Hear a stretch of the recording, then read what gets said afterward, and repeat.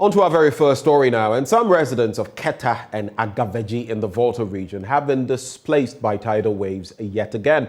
The latest incident on Sunday, April the 3rd, has left many homeless. Some moved to higher ground to seek shelter, while others had no choice but to sleep on mattresses along major roads. At Keta, the famous Emancipation Beach Resort had been badly affected by the high waves, destroying many properties owned by the facility's owner.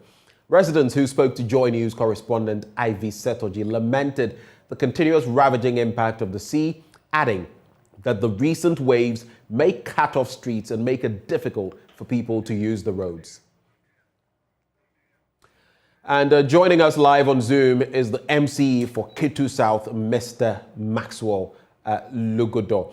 Mr. Lugudo, good morning, sir, and many thanks for your time. Now, what's the extent of devastation of this latest tide? Good morning to the cherished viewers and listeners. I think unexpectedly happened yesterday again.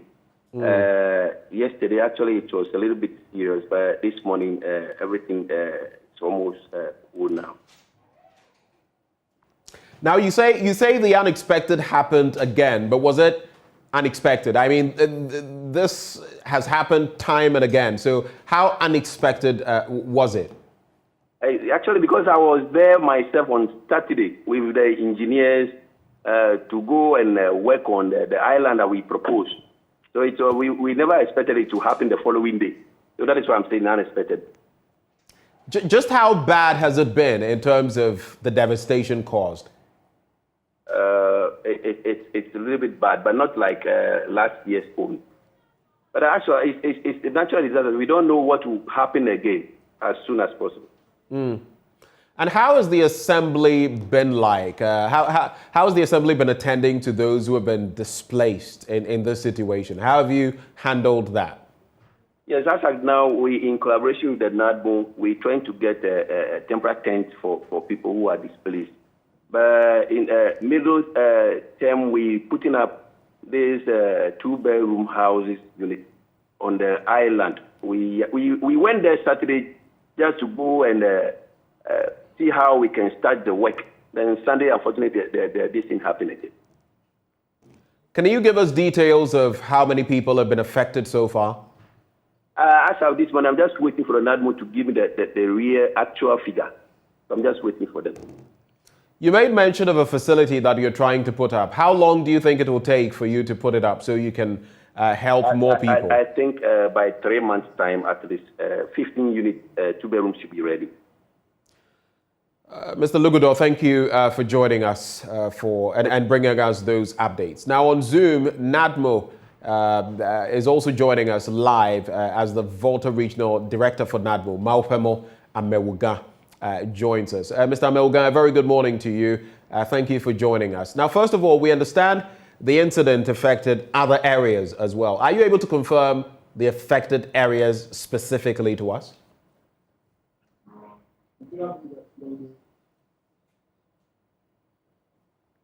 Hello, sir.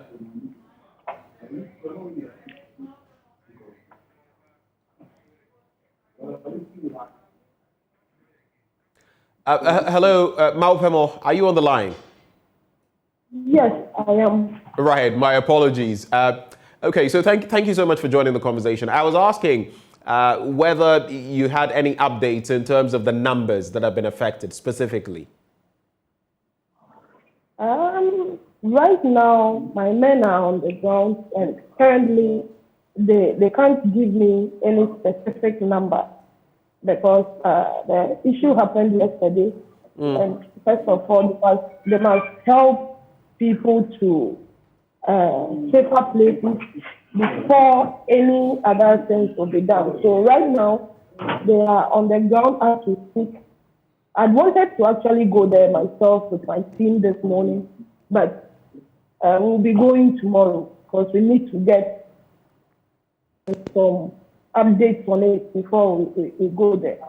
So currently, we don't have any figures to give you, but hopefully, as within the day, we should be done with the assessment. So if you have no figures currently, it means You don't know what exactly you have to deal with. I mean, from the conversations you've had, do they give you a ballpark figure at least that you can work with?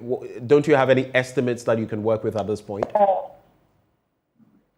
In Texas South, Agaveti, the sea intruded into the homes and then crossed the main road, linking Keta to Aplau into the lagoon. So, so far, 85 households have been affected. That is what they have currently. Right. Yeah. Tell me, what has the organization been doing since yesterday to reach the affected persons? You don't know the numbers, but what have you done so far to reach them? Anything at all that you've done so far? Yeah, as I said, currently my men went there. The Ketu South Municipal Director and his men were on ground. They helped those who cannot sleep in their homes anymore because of the way.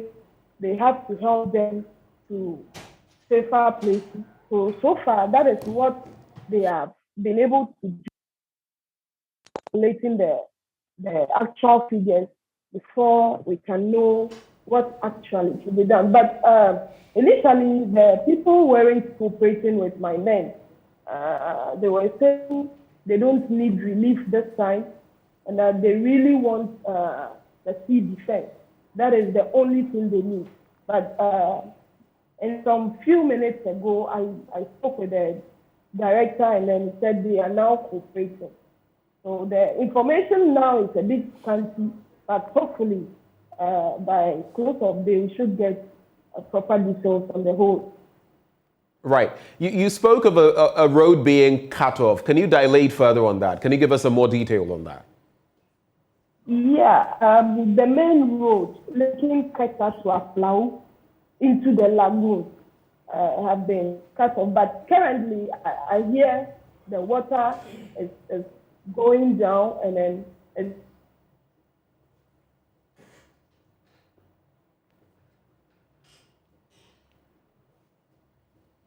yesterday. Malpemo, I missed out on some of what you said because the connection went bad. Can you just repeat what you said? Yeah, I said the main road linking Keta to Aflau, the main road linking Keta to Aflau has been cut off as at yesterday. But currently, my men told me it's far better than yesterday, this morning. When you say it's far better, what exactly do you mean? Does it mean the road is no longer cut off? Does it mean it's motorable now? I mean, what does that mean? Yes, they said even though still there's water on the road, you can actually access it currently. Okay. I do know that you don't have specific numbers, but for the people who have been affected so far, do you know what kind of help they require? Yeah, as I mentioned earlier, initially they said they don't need any relief items from NADMO. What they need is the sea defense. But now that they have opened up and then are cooperating with us, definitely we will try our best and get some relief for them once we get the actual. Right. I know you've personally not been to these areas, but how many areas have you got feedback from, and what is the current situation across the board in the municipality?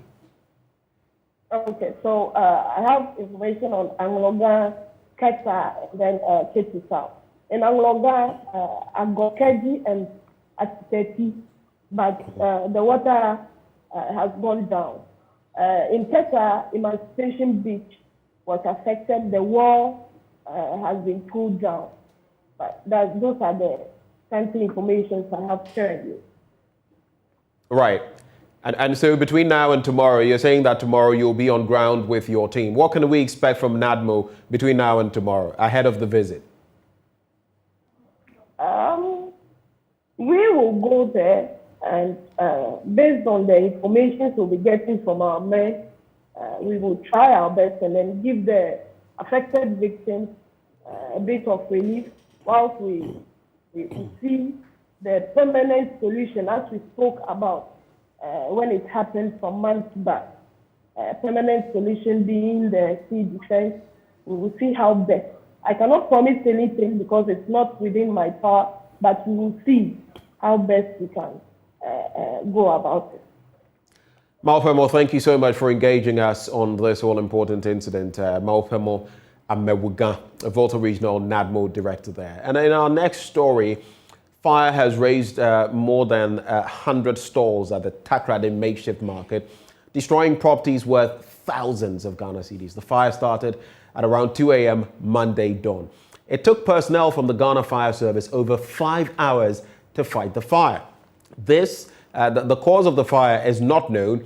The Western Regional Minister, who's also acting as the MCE for 2nd D Takrady Metropolitan Assembly, Kwabena Ochre-Dakumensa, in an interview said the Assembly, as a matter of urgency, would ensure the reconstruction of the affected stalls within this week.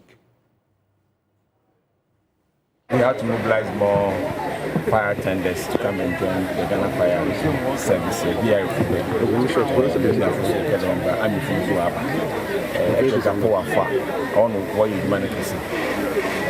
so far, we've been able to bring down the fire.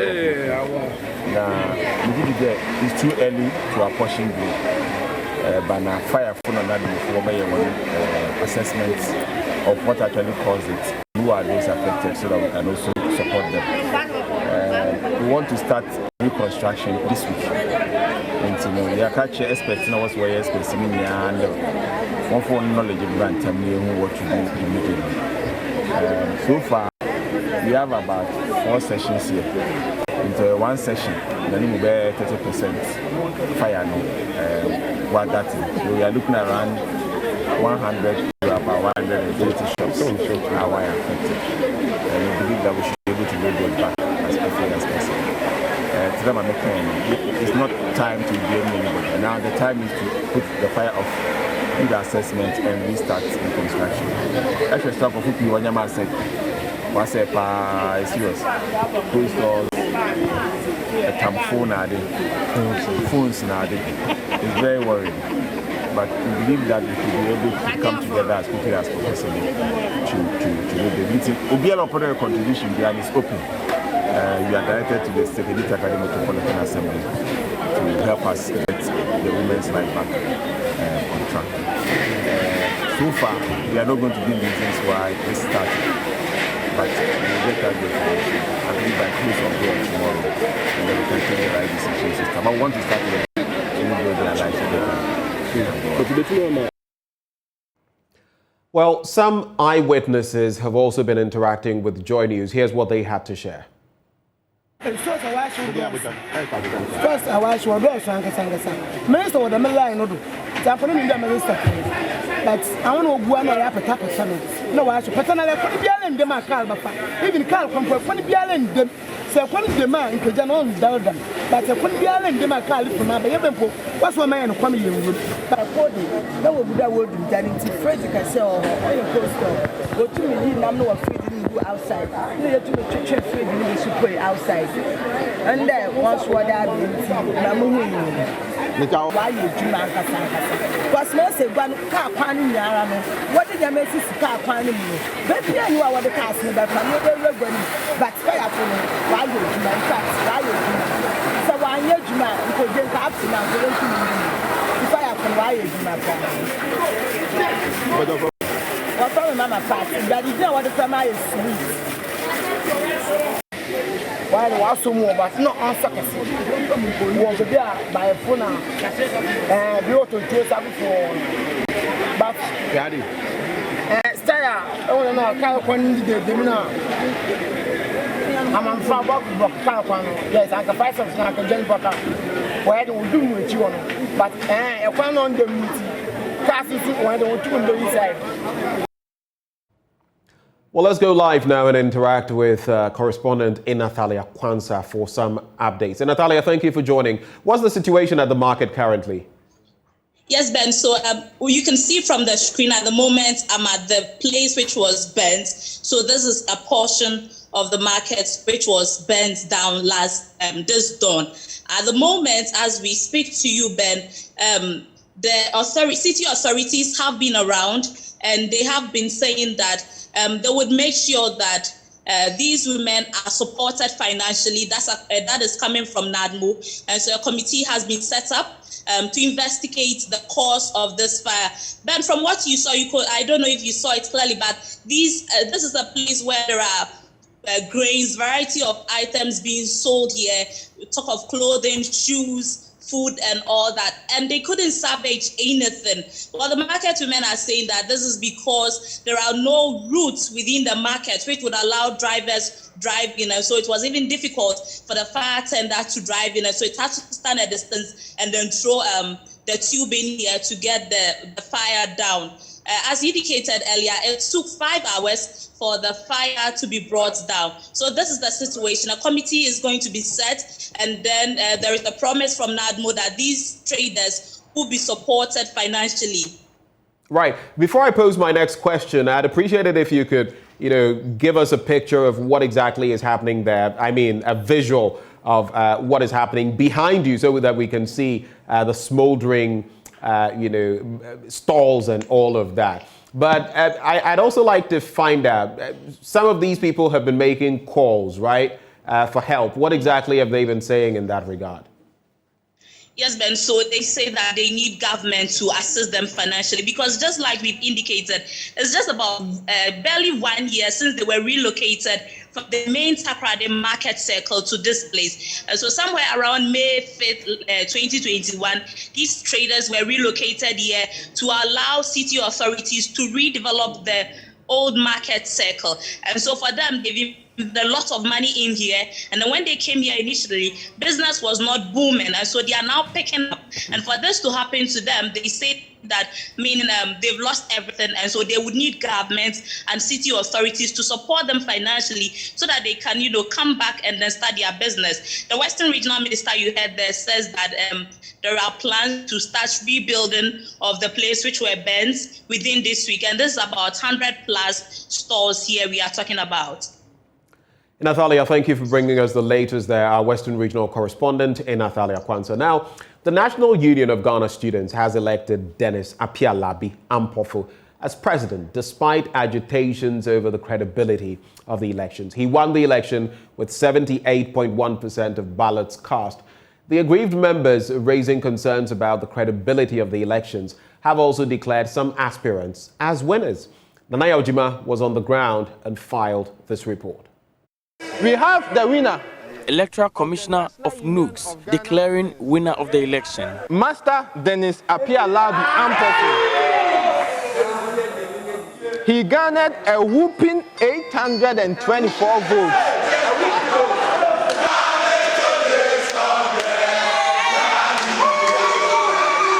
Dennis Apialabi Ampofo expressed excitement at the election, promising to unite the union. As your president, hopefully, we shall do a lot of things together. But we can't do it without unity. Forget about everything. There is a lot to be done. Parochial interest will serve us nothing. Focus on building a union that works for everybody. I'll be listening. I'm stubborn sometimes, but I will be listening. I'll listen to you when there is a need to work together and build a front that would support all of us. 14, 15, 16, 17. It took police personnel on the grounds to calm tempers when some aggrieved members expressed dissatisfaction about the electoral process. The General Secretary of the Union, Julius Anthony, claimed the election was marred by malpractices. According to him, based on the infractions that have characterized the process, the outcome cannot be deemed credible. But President of NUGS, Emmanuel Bwachi-Yadom, refutes. I would dare Anthony Julius to provide the list that he took pictures with his phone to the media space for confirmation. And if none of the schools on the list that he said are not, let's say, institutions that are existing or that has been part of the union, over the years. I think whatever that he's saying, we would accept it.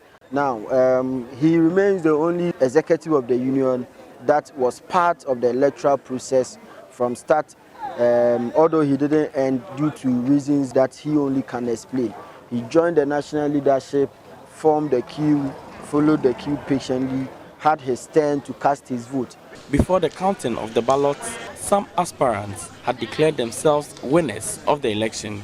The action has, however, been condemned. Mr. Boachi Yadom again. This is the same individual who has now gone aside what we are doing and the official process that we are doing now to swear certain people in that they are the eligible winners of this elections or the 56 Congress that we did. And I see his posture, attitude and everything as something that is in bad faith, something that he's deliberately doing just to get a bad name for the union. For Joy News, Nanaya Ochima reporting.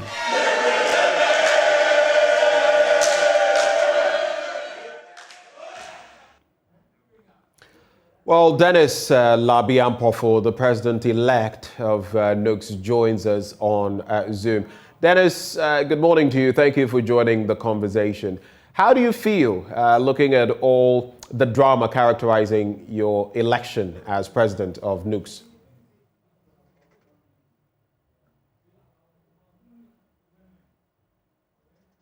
Well, it appears we do not have Dennis with us yet. As and when we do have him, we'll get to him and get his thoughts on this election and how things panned out and how he can bring about that unity that he was heard speaking about.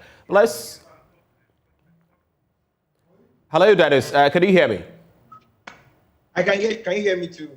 Well, I can hear you now. Thank you for joining the conversation. Now, this election that has made you president has been questioned in terms of credibility. How do you feel about all the drama that has characterized this election?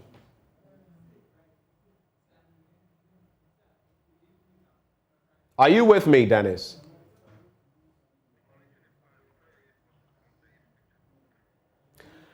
We'll try again to reconnect with Dennis, and as and when we do get him, we'll move on from there. We take a breather. We'll be right back on Joy News Desk.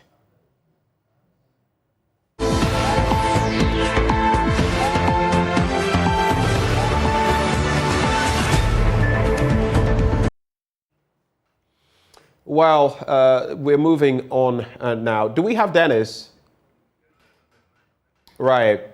Dennis, thank you for staying with us. I was posing the question about the drama that we had experienced at your election. How do you feel about it? And how do you feel that is going to impact the consensus building that you were speaking about? First of all, I need to say a very big thank you to yourself and the delegates who came. I mean, it was an overwhelming endorsement. I'm grateful to everyone who worked out to help us win this election. Going forward, I understand the pain of those who didn't win. I do understand them. I mean, last year I contested and I lost.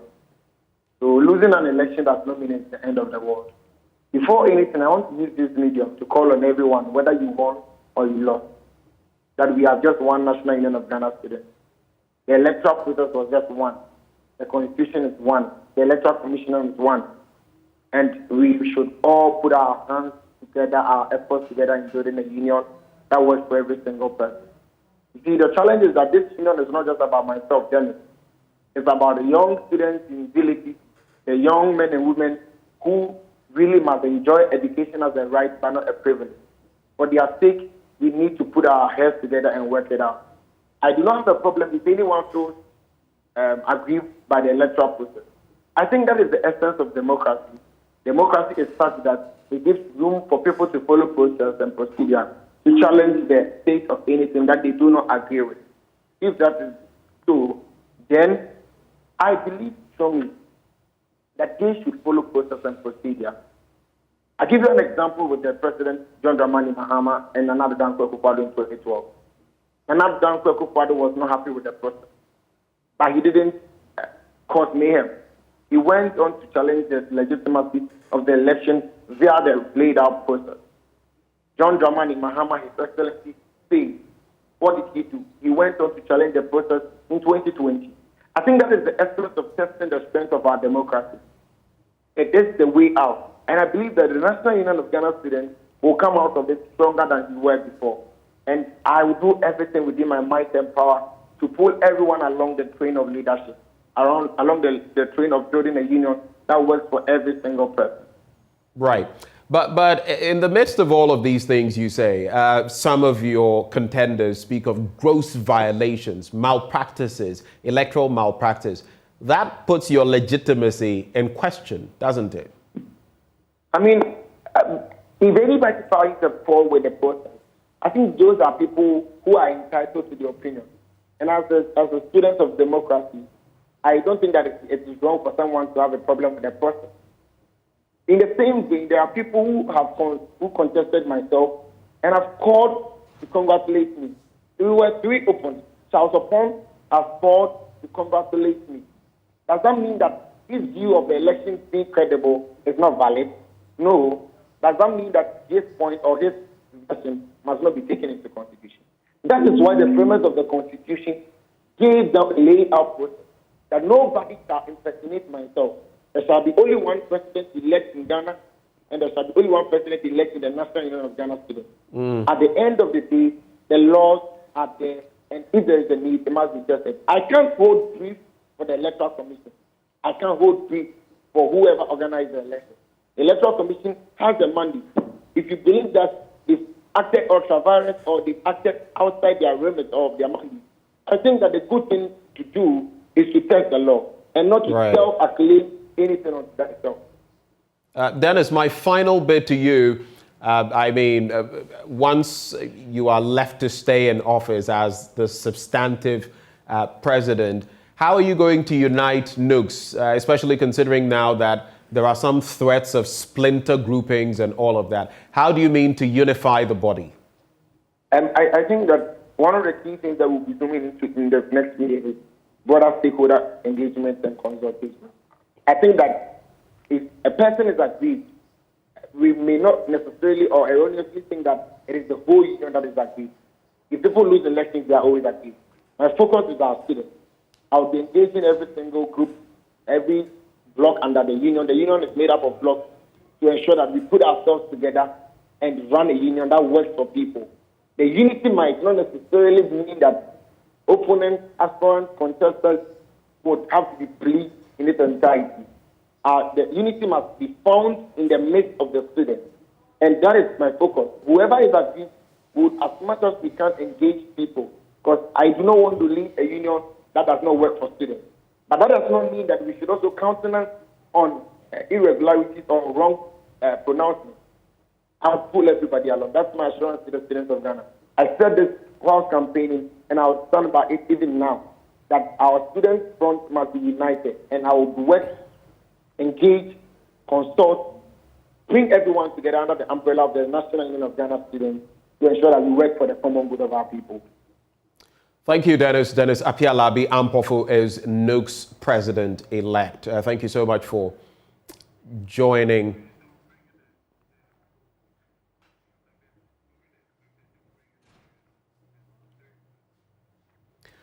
Well, government has set aside $25 million to upgrade some of the country's iconic historic sites to boost tourism and attract the needed patronage. An additional $45 million has been allocated to the sector to enhance skills training, improve access to tourist sites, among others.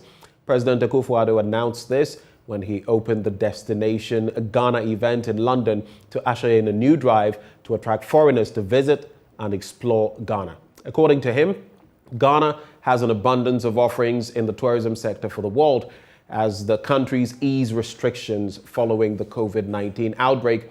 He called on the world to choose Ghana and enjoy the beauty of the country. We'll bring you some more detail on this story after the break. Up next, business.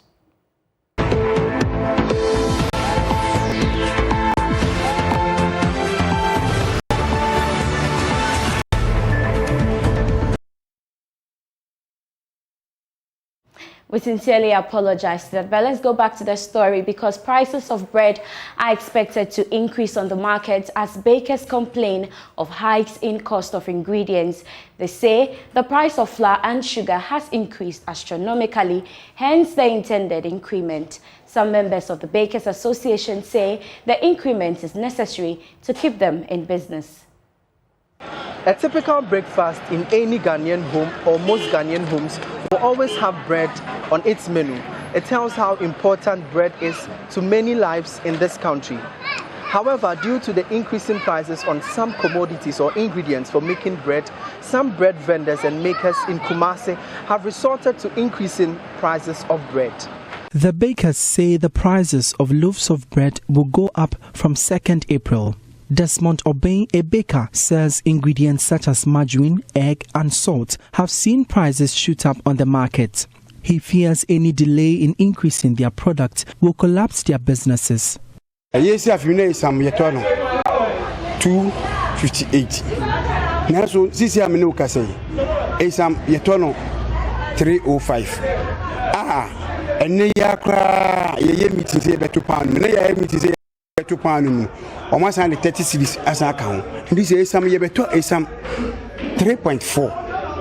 The price of flour used to be 250 Ghana cedis, but it's now 305 Ghana cedis. Just this morning, I heard the flour has been increased to 340 Ghana cedis. The price of sugar, milk and egg have also increased. Over 90 employees of the company fear job losses if the current situation remains. The bread retailers fear being pushed out of business without government intervention.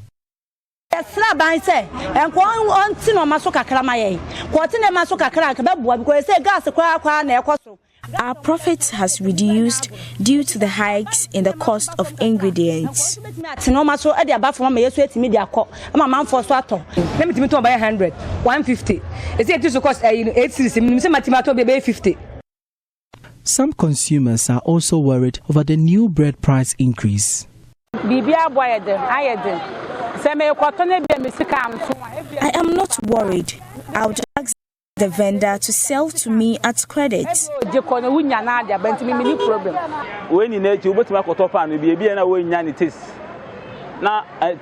If they are increasing the prices, they should ensure it matches with the nutritional benefits and taste. Because last time a bread seller told me some time ago she doesn't sell bread at 1 Ghana cedi.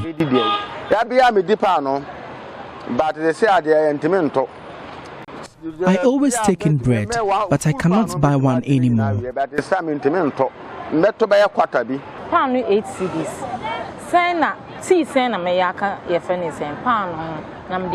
How much of the bread am I going to add to the child's beverage?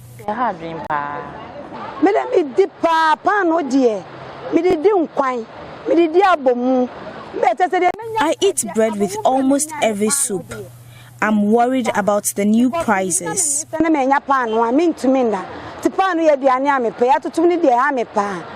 For JoyNews, Emmanuel Bright Kweku reporting. Economist Professor Peter Korte has urged government to return to complying with the fiscal rules as part of measures to revive the ailing economy. President Akufo-Addo in 2019 passed the Fiscal Responsibility Act, which sought to limit future public spending. But in 2020, the government suspended compliance with the rules to the year 2024 due to the outbreak of COVID-19, which was having a devastating impact on the economy. Here's more from a virtual public lecture organized by the Institute of Chartered Accountants, Ghana.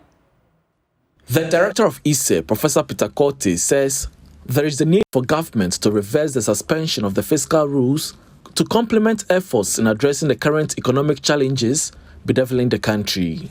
In every election year, we spend as if there is no tomorrow. Then after elections, we start to clean up the next 3 years. Then we do that again. How do we break away from this political business cycle? The 5%, the Fiscal Responsibility Act, and then the 5% deficit target was helping us to minimize some of this. I think when we win ourselves from this current dispensation or current challenges, we should revisit this fiscal deficit target and ensure that we spend within our limits to minimize some of these recurrent challenges, and also plan in such a way that when there are shocks, we should be able to withstand those shocks. With regards to the e-levy, for which bill has been assented to by the president, the ISA boss called for a reduction in the rate to less than 1% so that it does not derail government's financial inclusion agenda. We need to enhance our revenue, but that option might not augur well for businesses. Why do I say that? The elasticity of demand and supply for some of the products is not inelastic to the demand for e-services. For some products like tobacco, alcohol, fuel, some of them are inelastic. So even if you increase the price, the drop in the consumption or the use might not be so high. But where you have good substitutes, like the electronic transfers, some would use the other substitute. If I have to pay a huge sum and I'm going to wire this money and pay 1.5% at the current rate, I may walk in with a check and pay. Professor Korte emphasized the need to reintroduce road tolls using the e-pass system. If you remove tolls outright, the idea was that there was congestion, we are not generating enough. But yes, the payment is going through middlemen. Therefore, you will find that you will not get enough from these tolls. But if you have an e-pass system where you pay into a central, Ministry of Finance or a central or GRA collects this, we are given an e-pass and the e-pass lane, I think the congestion will be reduced. Professor Korte also suggested that the Ghana Revenue Authority takes up the collection of property rates to ensure efficiency. GRA to take up the collection of the property rates. I think there is some discussion in my presentation. I mentioned some steps to ensure that GRA collects some of these property rates because, in my view, the assemblies have not been very efficient in collecting this property rates. The ICAG's first quarter public lecture was on the topic Fiscal Options for Stabilizing and Boosting Ghanaian Economy. That will be all for business. Sports continues right after this. Stay. Thank you for staying. Now, government has set aside $25 million to upgrade some of the country's iconic historic sites to boost tourism and attract the needed patronage. An additional $45 million has been allocated to the sector to enhance skills training, improve access to tourist sites, among others. President Akufo-Addo announced this when he opened the Destination Ghana event in London to usher in a new drive to attract foreigners to visit and explore Ghana. According to him, Ghana has an abundance of offerings in the tourism sector for the world. As the countries ease restrictions following the COVID-19 outbreak, he called on the world to choose Ghana and enjoy the beauty of the country.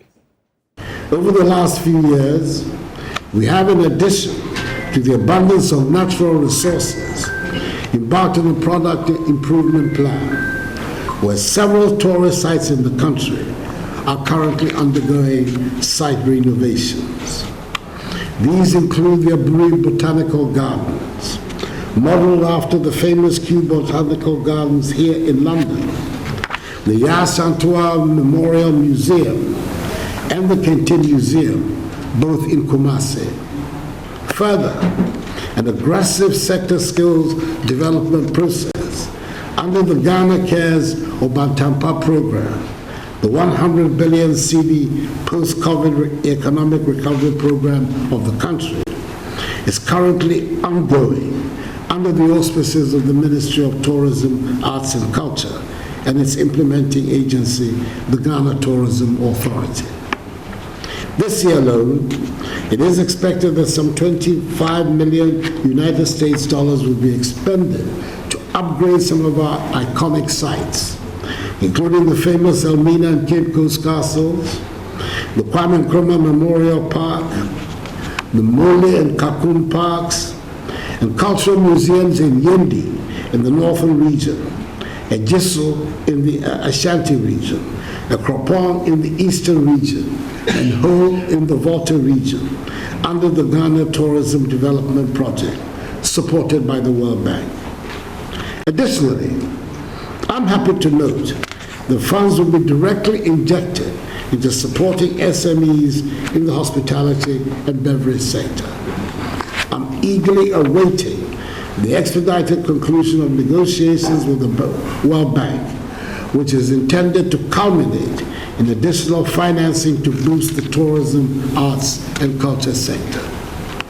It is in this regard that the government recognizes and highly commends the partnership of the World Bank in supporting Ghana's socio-economic transformational agenda.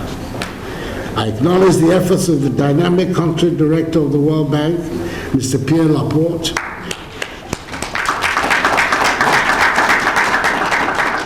in the Tourism Development Project, an initiative jointly implemented by the government of Ghana and the World Bank. This $40 million project is expected to position the tourism and hospitality sectors as key drivers of social and economic development.